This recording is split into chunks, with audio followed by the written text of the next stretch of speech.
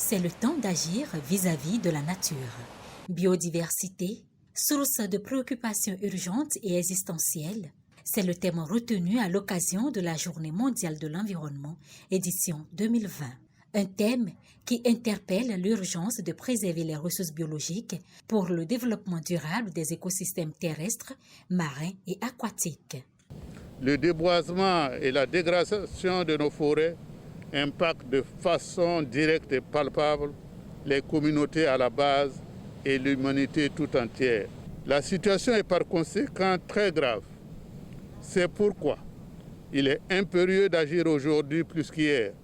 Le PNUD maintient sa disponibilité et sa détermination à accompagner le gouvernement et ne ménagera aucun effort à participer à la construction du développement équilibré et durable de l'espace national souhaité au niveau de l'axe 7 du plan d'action du gouvernement 2016-2021. La commémoration du 5 juin au Bénin marque le reboisement interforce, une initiative depuis 8 ans qui montre l'engagement des forces de défense et de sécurité à accompagner la reconstitution du couvert végétal. Cette journée représente, à l'échelle mondiale, un appel à l'action pour lutter contre la perte accélérée d'espèces et la dégradation du milieu naturel. Il devient donc impérieux pour nous d'agir avec conviction et fermeté pour la préservation et la conservation de cette merveilleuse biodiversité qui nous entoure. Les forces de défense et de sécurité, en participant ainsi aux efforts de reboisement, entendent apporter leur contribution à la préservation de la biodiversité afin de garantir aux générations actuelles et futures l'opportunité de vivre dans un cadre de vie sain et agréable. Face à la disparition massive des espèces biologiques, le gouvernement béninois a entrepris des actions de restauration et de préservation des écosystèmes.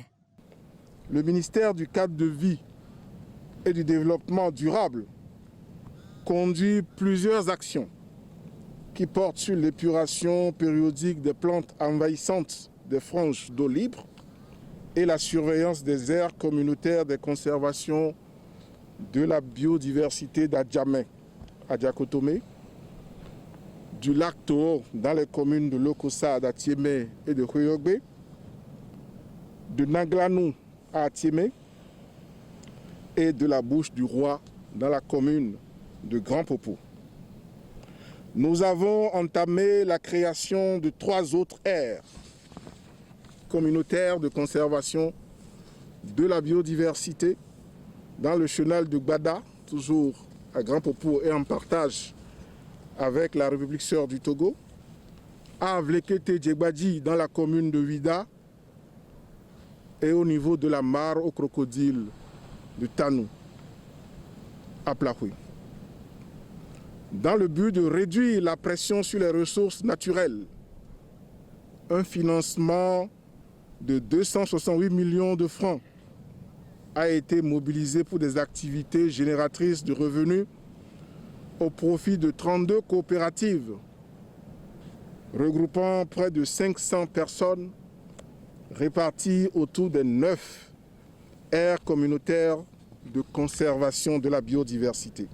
Bientôt, le ministère du cadre de vie et de développement durable, sur les instructions du chef de l'État, va engager une vaste action de reboisement de plus de 500 hectares de notre frange côtière en cocotier